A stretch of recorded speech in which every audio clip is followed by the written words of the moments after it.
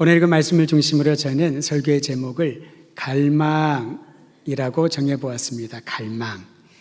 갈망이라고 하는 이 단어는요, 무엇인가 애타게 기다리고 원하는 것을 표현할 때 갈망한다, 이렇게 말을 합니다. 그러나 평소에 우리는 갈망이란 단어를 그리 자주 사용하지는 않는 것 같습니다. 뭔가 조금 더 무게가 있고 또 특별한 때 사용되는 단어처럼 느껴져서 그러지 않을까 싶습니다. 갈망, 무엇인가 애타고 기다리며 이루어지기를 원하는 마음. 그런데 그러한 갈망하는 것을 얻지 못할 때가 있지요. 그럼 처음에는 서운해집니다. 원하는 것을 얻지 못하면 서운한 감정이 있다가 조금 더 심해지면은 낙심에 빠질 때가 있습니다. 왜 나는 원하는 것이 이루어지지 않을까? 그런 낙심에 빠지게 되지요. 그런데 여러분, 그럼에도 불구하고 지속적으로 갈망하는 마음이 있다는 것은 매우 중요합니다. 왜냐하면 살아있다는 증거니까요. 우리의 삶의 활력이 그래도 있다라는 증거가 갈망하는 무엇인가 있는 것입니다. 문제는 아무것도 기대하지 않고 아무 일도 하지 않는 무기력에 빠져 있을 때 인생의 위기가 찾아옵니다. 크고 위대한 일을 갈망하지 않아도 괜찮습니다. 작지만 너무 일상적인 것이지만은 무엇인가 원하는 게 있다. 그게 바로 살아있다는, 움직이고 있다는 증거 아니겠습니까? 사랑하는 여러분, 지금 여러분은 무엇을 애타게 사모하며 갈망하고 있나요? 예배를 드리는 이 자리에 있는 모든 성도들이 지금 이 시간 무엇을 애타게 갈망하고 있습니까? 성경에 보면 시편이 참 아름다운 시들이요 노래 아니겠습니까? 또 기도이기도 하지요. 시편은 하나님을 갈망하는 사람들의 기도와 찬양과 노래의 가사가 기록되어 있습니다. 그래서 시편이 150편이기 때문에요, 여러분이 매일 5편씩 읽으면 한 달이면 읽을 수가 있고요. 하나님을 갈망하는 마음이 어떠한가? 하나님을 갈망하는 사람들이 어떠한 노래 가사로 찬양을 했을까를 마음에 새기면서 우리의 굳어져 있는 마음이 부드러워지고 하나님을 갈망하는 새로운 일들이 일어나기를 소망합니다. 이제 그러다 보면 어떤 분이 그런 얘기해요. 목사님, 시편이 다 똑같이 길이가 같지 않던데요. 119편은 176절이나 되던데요. 그러나 여러분 염려하지 마십시오. 그 앞에 있는 117절은 2절로 되어 있습니다. 2절이니까 얼마나 빨리 읽겠습니까? 하나님을 향한 갈망이 날마다 이어지기를 소망합니다. 그 중에 오늘 읽은 시편 84편은 하나님의 임재를 갈망하는 성전 예배에 대하여 묘사해 놓았습니다. 여러분, 성전이 무슨 뜻인지 아시지요? 신성한 장소가 성전입니다. 또는 우리에게 성전 그러면 예배를 드리는 장소를 성전이라고 그렇게 이해를 하지요. 하나님의 임재를 보여주는 또는 경험하는 성별된 장소가 성전이라는 거지요. 특히 이스라엘 백성들에게 성전은 그 전신인 광야의 성막으로부터 출발합니다. 성막은 이름은 성막이지만 실제로 텐트 쳐놓은 거예요. 근데 그 일상적인 텐트가 왜 성막이라고 이렇게 그려졌을까요? 그 성막 위에 하나님의 영광이 임하는 것을 광야에서 그들이 보고 경험하게 됩니다. 하나님의 영광은 말로 표현할 수가 없습니다. 그러나 그 영광은 체험되어지는 거지요. 히브리어로 영광을 쉐키나라고 말합니다. 하나님의 쉐키나, 영광이 성막 위에 임하는 것을 보고 백성들은 하나님을 찬양했던 것입니다. 하나님이 살아계시구나. 그들이 애굽에서 그렇게 보아왔던 수많은 신들과는 전혀 다른 차원의 신이시구나. 이분이 우리의 창조주 구원자 여호와시구나 라는 것을 그들의 경험 가운데 하나님의 영광을 경험하는 것을 통하여 가르쳐 주었던 것입니다. 그리고 성전이 이제 이동용이 아닌 한 자리에 있는 성전을 건축하지 않습니까? 그렇다고 해서 여러분 성막이나 성전과 같은 건물 자체에만 신성한 의미를 두라는 말이 아닙니다. 우리가 잘 기억을 해야 되지요. 성전, 성막, 성역, 여러 가지 성스러운 것들을 붙이면서 그것이 매우 신성하고 거기에는 사람들이 범접할 수 없는 특별한 신비한 무엇인가 있는 것처럼 생각을 하는데, 그 정신은 중요하지만은 건물 자체가, 물건 자체가 또는 사람 자체가 거룩해지지 않는다는 것입니다. 사실 거룩은 하나님의 성품입니다. 우리에게는 거룩이 뭔지 경험할 수도 설명할 수도 보여줄 수 없습니다. 사용하고 있지만은, 여러분 성전은 어떤 모양이어야 될까요? 세상에서 값비싼 재료로 지어야 성전 거룩한 장소일까요? 얼마나 커야 거룩한 장소라고 칭할 수 있을까요? 우리가 생각하고 사용하는 이 성전 거룩함은 우리의 생각의 범주 안에 있지, 하나님은 그 건물 자체를 사람 자체에 신성시하는 것을 금하고 있는 것입니다. 첫 성전을 건축했던 솔로몬 왕은 이 사실을 잘 알고 있었던 것으로 보입니다. 그는 성전을 건축하면서 이렇게 말합니다. 하나님은 땅에 거하지 않고 하늘들의 하늘이라도 하나님을 모시기가 어렵다. 하나님을 모시기에는 부족하다라는 겁니다. 아무리 이 땅 위에 멋진 성전을, 건물을 짓는다더라도, 저 공중에 멋진 건물을 우리가 띄운다 하더라도 살아계신 하나님을 모시기에는 부족하다는 거죠. 그러면 왜 신성한 처소라고 일컬어지는 성전이 중요할까요? 하나님 말씀하시기를 이 성전에 나의 이름을 두리라 명하셨기 때문에 그렇습니다. 이름은 무엇을 뜻할까요? 그 존재의 실체를 말합니다. 요즘은 아파트 생활을 많이 하니까 여러분 그걸 달진 않습니다만은 주택이라든가 옛날에 집 앞에 문 옆에 뭘 붙여놓지요? 문패를 붙여놓습니다. 전에는 남편의 아빠의 이름만 붙여놨는데 요즘은 아빠, 엄마 두 사람의 이름 붙여놓는 경우들도 있지요. 이 문패는 무엇을 말합니까? 이 집에 거주하는 이 공간의 책임자가 이 사람이다 라는 것을 보여주는 것이 문패 아니겠습니까? 하나님께서 성전에 하나님의 이름을 두겠다고 했습니다. 그러므로 사람들에게 보이지 않는 하나님을 보고 인식할 수 있도록, 하나님이 살아계심을, 존재의 실체를 알 수 있도록 성전을 거룩하게 구별해 놓으신 것이지요. 그렇기 때문에 우리는 성전에 올라갈 때마다 이 이름을 우리에게 주시고 우리를 만나주기를 원하시는 하나님을 갈망하는 마음으로 성전에 올라가 예배를 드려야지, 그렇지 않는다면은 그저 건물로서의 성전 예배에 참여하고 또 거룩한 의식으로서 성스러운 예배 의식에 참여하는 것으로 끝나버린다는 거죠. 그래서 성전에 올라갈 때는 마음이 조금 거룩해지는 것처럼 보이다가 예배를 마치고 성전에서 내려오면은 세상에 이렇게 못된 사람이 없을 정도로 판이하게 다른 인생을 사는 게 아닐까 싶습니다. 시편에 보면은 성전에 올라가며 부르는 노래가 몇 편 기록되어 있습니다. 시편 120편부터 134편까지 성전에 올라가면서, 즉 하나님을 갈망하면서 그들이 노래를 불렀던 겁니다. 기도를 올려드렸던 것이지요.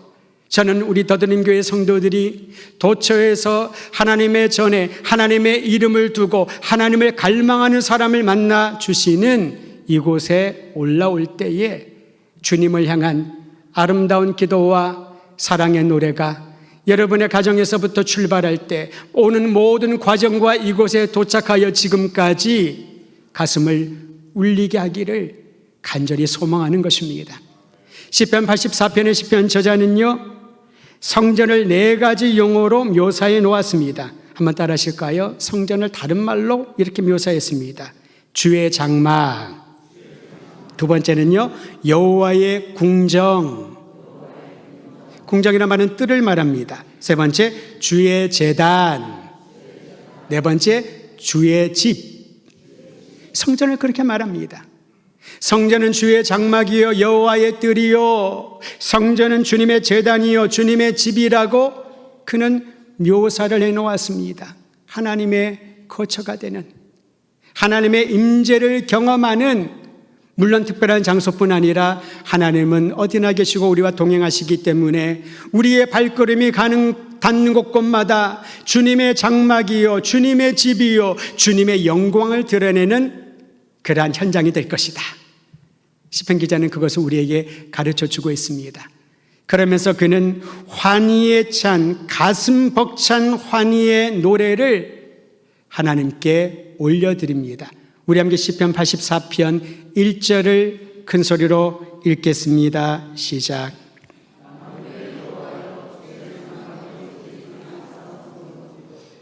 이 1절에 있는 말씀을 가지고 이런 찬양이 있는데 여러분 들어보시길 바랍니다. 주의 장막이 어찌 아름다운지요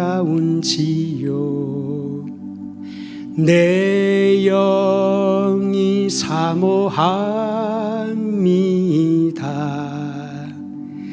내 마음 다하여 주님께 기도합니다. 나의 왕 나의 주께. 아시는 분은 함께 찬양하지요.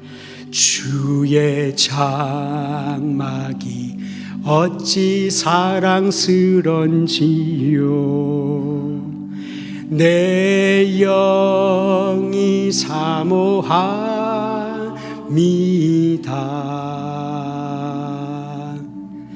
내 마음 다하여 주님께 찬송합니다. 나의 왕 나의 주께. 이 찬양을 제가 기억 가운데 계속 울려지는 그런 일들이 있었습니다. 신학교에 들어가서 이제 목회자의 훈련을 받기 위하여 학교로 등교를 하는데 저희 학교가 광장동에 위치해 있거든요. 좀 높습니다. 비포장된 그 도로를 걸어서 뚜벅뚜벅 교문을 지나여 교실로 올라가는데 방송이 나옵니다. 찬양이 들립니다. 스피커도 별로 좋지 않아가지고 찌직찌직거리는 소리도 여전히 기억이 납니다. 그때 그 찬양 중에 하나가 이 내용이었습니다. 주의 장막이 어찌 그리 아름다운지요. 학교에 공부를 하러 가면서 일터로 나아가면서 우리의 삶의 현장으로 나아가면서 하나님을 갈망하는 사람이 부를 수 있는 노래가 무엇일까? 주의 장막이 어찌 그리 아름다운지요. 나의 왕 나의 하나님께 내가 기도하며 찬양하나이다. 사랑하는 성도 여러분, 하나님을 향하는 갈망하는 마음이 있으면은 우리가 어떤 상황에 무엇을 하든지 어떤 힘든 길을 걸어 올라갈지라도 그곳이 바로 하나님을 만나는 처소이요 그곳이 하나님의 역사를 보는 현장이 될 줄 믿으시기를 바랍니다. 시편 기자는 이 노래를 부르며 자신이 얼마나 하나님을 간절히 사모하는지를 고백하고 있습니다. 우리 2절 말씀도 같이 읽습니다. 84편 2절입니다. 시작. 내 영혼이 여호와의 궁정을 사모하여 쇠약함이여 내 마음과 육체가 살아계시는 하나님께 부르짖나이다. 여러분, 갈망한다는 것을 어떻게 표현할 수 있을까요? 시편 기자는 이렇게 표현했습니다. 나의 영혼과 나의 마음과 나의 육체가 하나님을 사모하나이다. 자신의 영혼과 육체와 마음이 쇠약해질 정도로 하나님을 애타게 그리워하다 지쳐버릴 정도로 그는 하나님 만나기를 갈망했던 것이지요. 이것이 오늘 우리 가운데 있어야 될 신앙의 중심입니다. 이런 애탐이 없으면, 하나님을 향한 갈망함이 없으면은 주님이 임하셔도 그분의 임재를 거부하며 등 돌리지 않겠습니까? 가끔 아이들을 보면은 엄마를 찾는데 엄마가 잠시 무슨 일을 하다가 또는 잠시 누구한테 맡기고 집을 나갔거나 금방 돌아오겠지요. 근데 아이가 그렇게 엄마를 찾습니다. 엄마 울다가 너무 울다 보면 애들이 눈물과 이 땀이 범벅이 되어서 지쳐가지고 잠에 들 때가 있거든요. 이게 바로 2절에 있는 말씀입니다. 하나님 주님을 찾나이다. 주님 나를 도와주소서. 내가 너무 고통스러워 주의 도우심 말고는 아무 데도 기댈 데가 없나이다.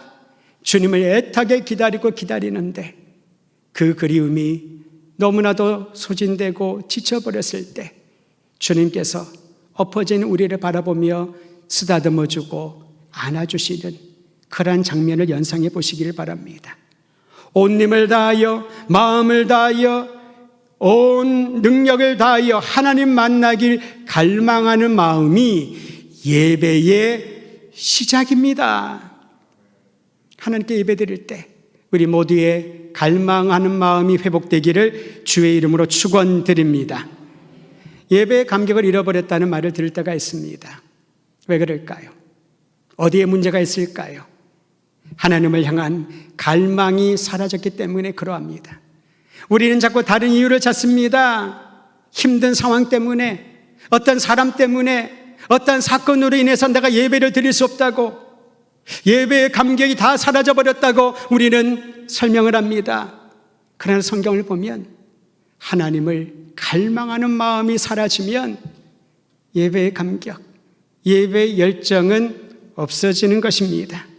하나님을 향한 갈망이 없어지면, 사라지면은 우리는 주변 환경이나 사람들에게 눈길이 가기 시작을 합니다. 그래서 자꾸 다른 얘기를 하는 거지요. 불평이 나옵니다.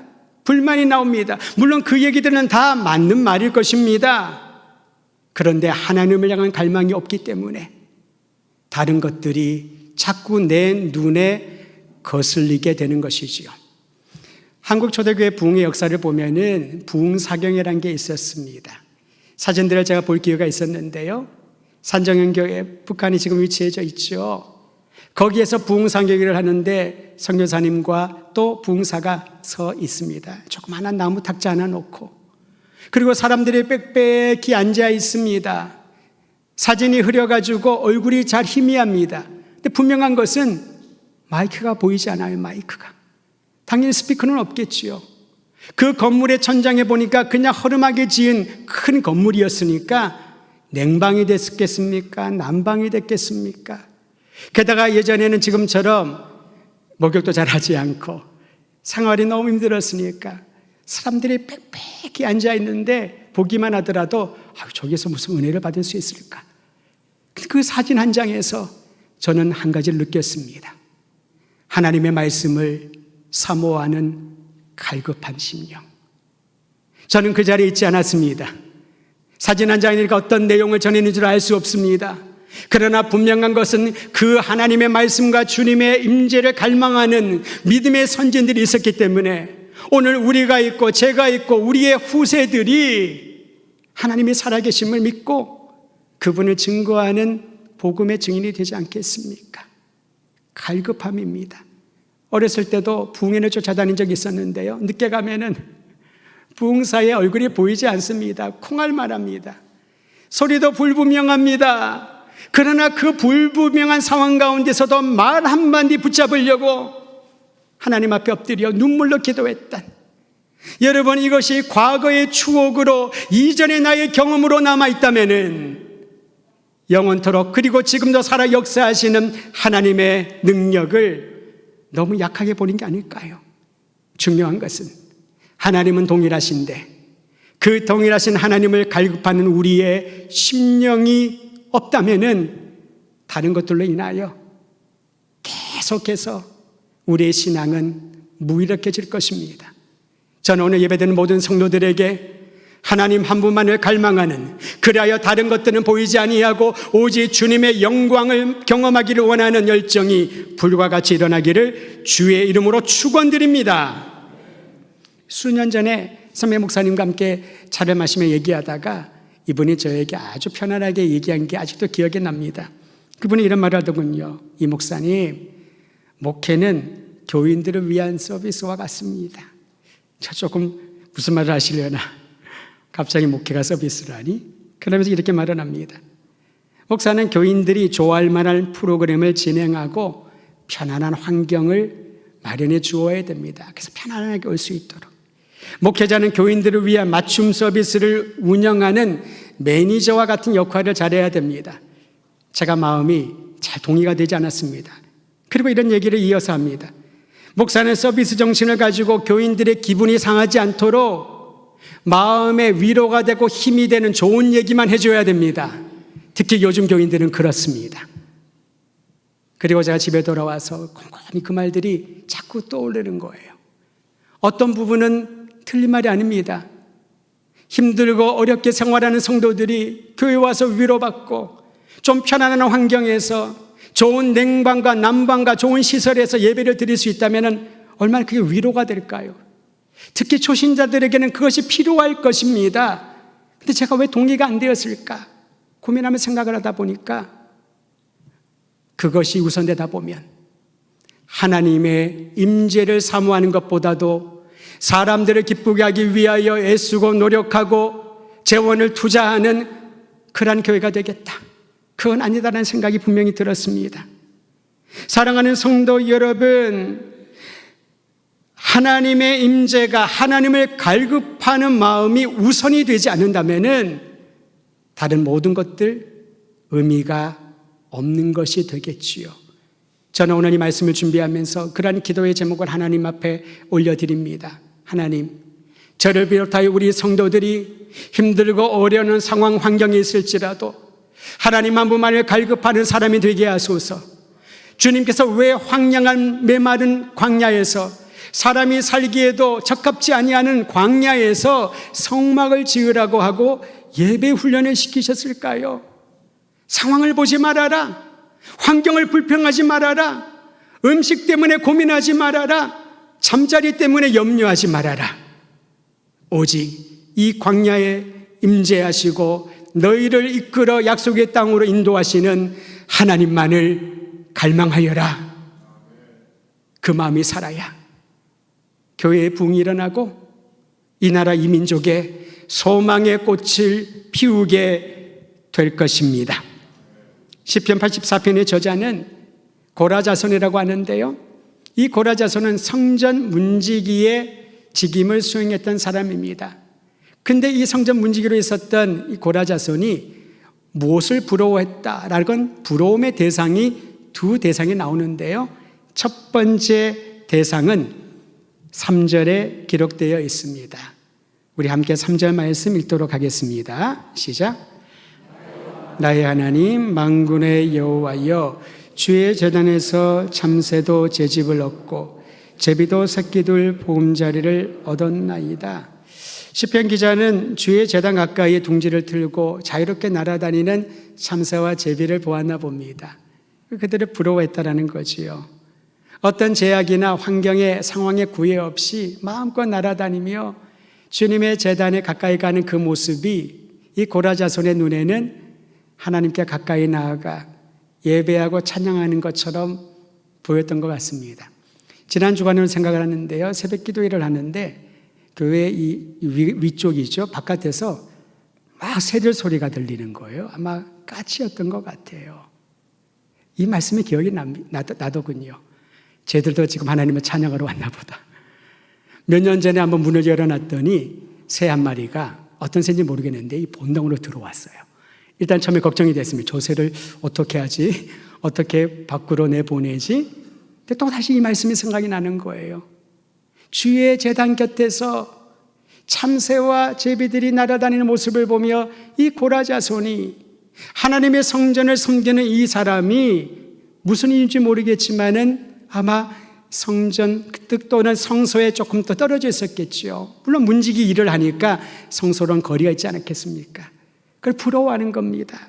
주여, 주의 제단에 참새도 제집을 얻고 제비도 새끼들 보금자리를 얻었나이다. 내가 그 새들처럼 주님께 가까이 나가기를 갈망하나이다. 이것이 바로 하나님을 사랑하는 사람의 마음이 아니겠습니까? 또한 그는 두 번째로 하나님의 집에 거하는 자들을 부러워했다라고 합니다. 누가 하나님의 집에 거하는 자들이었을까요? 제사장 아니었겠습니까? 그 시편 기자는 하나님의 집에 거하는 자들을 왜 부러워했을까요? 오늘 4절 말씀은 다음과 같이 기록합니다. 4절 같이 읽지요. 시작. 주의 집에 사는 자들은 복이 있나니 그들이 항상 주를 찬송하나니. 어떤 복을 말합니까? 하나님이 만복의 근원이신 하나님이 그들과 함께 있다는 것이 복이고 부러워하는 거죠. 또한 그들이 마음껏 하나님을 찬송하고 찬양하는 것을 부러워한다는 것입니다. 여기서 말하는 하나님을 찬송한다는 것은요, 주님의 임재 안에 거하는 모든 사람들을 말합니다. 찬양하는 사역을 맡은 사람들만을 뜻하는 것이 아닙니다. 어떤 일을 하든지 어떤 직무를 수행하든지 모든 구원받은 백성들이 내가 하나님의 집에 거하여 주님을 찬양하는 사람들을 보니 그게 부러운 것이죠. 그게 복이니까요. 세상에서 말하는 성공과 복은 얼마나 많은 것을 가졌는지, 얼마나 높은 자리에 위치했는지에 따라 가늠될 것입니다. 그러나 성경은 하나님의 집에 거하는 자에게 복이 있다, 하나님의 집에 거하기를 갈망하는 자가 복된 사람이다 라고 가르쳐주고 있습니다. 저는 여러분과 제가 하나님의 집에 거하는, 하나님을 찬양하는 것을 최고의 복으로 누릴 수 있는 아름다운 특권을 놓치지 않기를 간절히 소망합니다. 찬송가가 600장 이상으로 되어 있는데요, 첫 번째 찬송가를 열면은 가장 첫 번째 찬송이 뭔지 아십니까? 만복의 근원 하나님, 온 백성 찬송 드리고 저 천사도 찬양하세, 찬송 성부 성자 성령 아멘. 첫 장이 그렇습니다. 성삼위 하나님을 향한 영광 찬양이 찬송의 출발인 것입니다. 사랑하는 더드림교회 성도들이여, 오직 만물의 주인이 되시고 우리의 구속자가 되시며 우리의 인생을 영원토록 주장하시는 성부 성자 성령 하나님의 통치 아래 내 자신을 의탁하며 오직 주님만을 갈망하는 이 기도의 제목을 가지고 무슨 일을 하든지 주님의 영광을 드러내는 모두가 되기를 우리 주의 이름으로 축원드립니다.